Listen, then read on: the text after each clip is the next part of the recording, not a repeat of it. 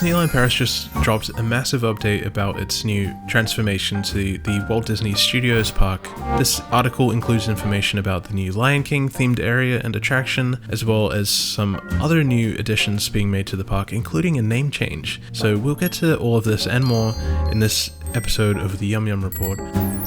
Welcome back to the Yum Yum Report, bringing you bite-sized updates from Australian theme parks, as well as occasional updates from theme parks around the world. In today's video, we'll be breaking down the exciting new information about Disney Adventure World. That's right, a new name for Walt Disney Studios. But before we start, I'd like to give a quick thank you to my channel members for supporting my content. Thank you so much. So as I mentioned, Disneyland Paris has dropped a big article giving us a huge update on what was previously known as Walt Disney Studios, but is now being renamed to Disney Adventure World. So I'll go through the article and I'll sort of break it down in bullet point terms. If you would like to go and read the article, I'll put the link in the description so you can go and have an in-depth adventure into Disney Adventure World. The first thing we see, of course, is the name change, which I'm actually a big fan of. I think obviously the park is going in a new direction, so I don't think it would quite make sense to keep the old name. I wonder how much work is required to rename and rebrand an entire theme park. Presumably quite a lot. And the first thing that they're changing is updating what was originally called Studio One, which was like an indoor hub area at the entrance to the park. They've rethemed this and they've renamed it to Disney Theater World Premiere. And in the photo on the article, you can see this really elegant, beautiful logo at the entrance, which looks absolutely awesome. Very vivid neon lights, Art Deco inspired. It fits very well into the space. And I have visited the park when I was very young, and this space was one of the places that stuck out to me. I thought it was so evocative and interesting, and I love that classic Hollywood vibe. So I'm glad that they're kind of maintaining this at the entrance to the park, because it was really cool. There's restaurants in there, shops. It's like they're actually going to open a new food option, which is called the Hollywood Gardens Restaurant. It seems like that's going to offer quick service options. And then they've got the Mickey's of Hollywood Boutique, which is inspired by classic department stores of the 1920s. Very cool. And once you exit this space, it leads you to the World Premiere Plaza, which is where there's lots of different theaters and stages where they kind of will be showing shows throughout the day. And then this kind of juts off into all the different areas around the park. And this space is actually going to open in a month from now, on May 15th. So very, very soon. I'm sure we'll get to see all kinds of videos exploring this. I'm really excited to get a closer look.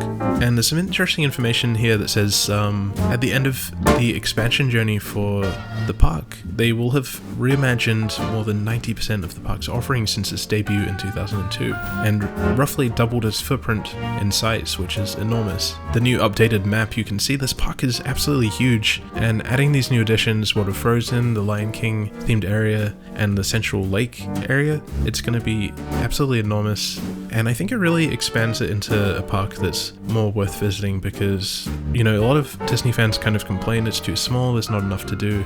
I didn't have those feelings, obviously, when I visited. I was a kid, so I can't say for certain how good the park is, but it is exciting to see it expanding in this new direction. Alright, we get some more information about the World of Frozen, which is set to open in 2026, and the launch of a unique nighttime show above the new Central Lake. So Disney has recently been opening a lot of Frozen-themed areas around their parks around the world. Obviously, Hong Kong Disney got the world's first Frozen-themed area, and then Tokyo Disney Sea with Fantasy Springs got a Frozen-themed area, and now Disneyland Paris is getting one, and it looks really nice in the photo that we see in this article. It looks like they're building a very huge mountain in the background, and this is going to feature the Frozen Ever After attraction. I'm not sure if it's going to be the same as the version at Hong Kong Disneyland, or if it's going to be the same as the Epcot version, but in either event, it's going to be really cool to see this coming to the park.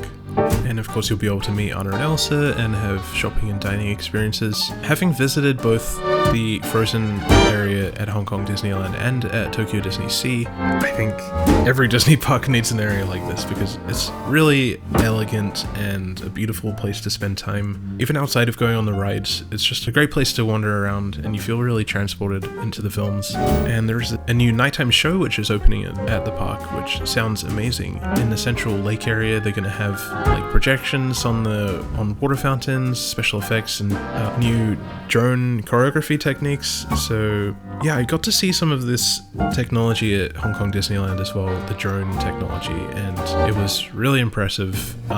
Everyone was stopping and staring at the sky because there were lots of drones up there going into all kinds of shapes and symbols from Disney IP. And in the artwork, it looks like they're going to be forming into some pretty sophisticated shapes.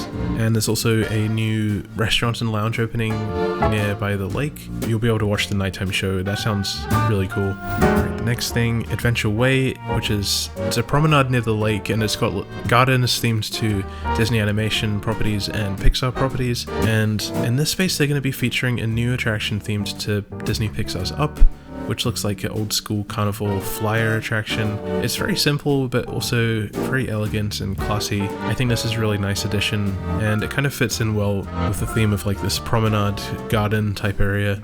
It sounds like they're more creating a natural space with like gardens and presumably lots of trees and things, which I'm sure will be a really relaxing space to spend time. And then of course we get more information about the Lion King themed area and attraction, which is the most exciting thing in my opinion. This sounds absolutely incredible. It's a huge water-based attraction.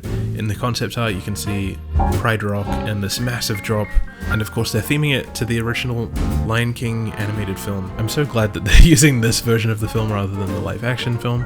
I think it's much more recognizable, much more magical, and the ride's going to feature lots of iconic scenes from the film, iconic music as well. So we see one piece of concept art, which is obviously the Hakuna Matata scene. The Lion King just features one of the greatest soundtracks and scores of any film of all time, so getting the opportunity to appreciate and enjoy this sort of highlight reel of moments from the movie is going to be amazing. I'm really excited to see the animatronics, especially because, you know, animatronic technology has improved so much in recent years. I went to Tokyo Disney Sea and I rode the Beauty and the Beast attraction, which featured mind-blowing animatronics, and I would love to see the Lion King characters brought to life with similar technology. I think it's going to be absolutely amazing. There's also some updates coming to the accommodation, including the Disney Sequoia Lodge, which is getting a major makeover starting next year, and this is going to be happening gradually. They're going to do it in phases. So you'll still be able to stay at the hotel while this is happening. Basically, they're saying they're going to modernize it a little bit more, make it a bit more of a brighter space, and they say they're going to reinvent it as an ode to wildlife, offering the perfect environment to unwind and let one's mind wander. So it sounds like it's going to be a really relaxing space to spend time before or after visiting the parks. The concept art looks really nice, really relaxing and cozy, but those are really most of the major changes that I noticed in the article. Obviously you can go through and read the update yourself. There is more information about some updates to the Disney Davy Crockett Ranch, which I personally don't really know much about, and there's also some updates to the Disney Village with some new shops opening and dining experiences being reimagined. So make sure you read the article to find out more about those aspects. Overall, I'm really excited to learn more about the progress of Disney Adventure World. I know it has been a bit of a point of debate with many Disney fans, so I'm pleased to see that they're making some changes to it while also retaining the aspects of the park that did make it special. That main indoor area with homages to the classic Hollywood vibe, while also incorporating some more exciting additions like the World of Frozen, the Lion King area, and this new Central Lake area, which I think is going to breathe so much new life into the park and kind of make the scope even more vast and make it more of a place to spend longer periods of time. But that brings me to the end of this Yum Yum report from, I was going to say the Walt Disney Studios, from Disney Adventure World. Are you excited about the new changes being made to this park? Do you like the new name? What are you most looking forward to? The Lion King, World of Frozen, or some of the other changes like the new nighttime show? Let me know in the comments. I'd love to hear your thoughts. And if you enjoyed this video, please feel free to leave a like, a friendly comment, or subscribe for more. As I mentioned, I'm based in Australia at the moment, and we've got some amazing parks over here. We've got Dreamworld, Movie World, SeaWorld. If you're unfamiliar with these parks, please stick around, check out my channel, because I give frequent updates and make videos about all the parks here. So if you don't know anything about them, it's a great place to start. Before we finish, I'd like to wrap things up by giving a very special thank you to my channel members: Koala75, Lee Donald, SWCV1, Randall, Maloney's Coasters, Kerry Jekin, Medic Brick, Kai on the Internet, Movies Like Everyone, Audrey Allen, and Oogie Boogie. Thank you so much everyone for your very kind and generous support, It really means so much to me that you enjoy my videos enough to support me in this way. And for anyone who would like to become a channel member, you're more than welcome to do so. This will give you access to new videos early, as well as receiving a special shout out and thanks at the end of my videos. You'll also get access to special yum yum emojis to use in the chat and comments, and a little sticker next to your username. And as a new feature I've recently added, you'll be able to get a special custom illustration from me, which I'll display at the end of my videos. The idea is I'm gonna create a custom drawing for each channel member, and it's gonna be like a little party. Everyone's gonna be hanging out together, and it's gonna be very cool. So for any of my channel members who haven't told me what you'd like your little drawing to be, let me know in the comments, or you can message me on Instagram. But if you're not in a position to support the channel by becoming a member, you can support by leaving a like, a friendly comment, or subscribing for more. Thank you so much for watching, and I will see you next time. Bye.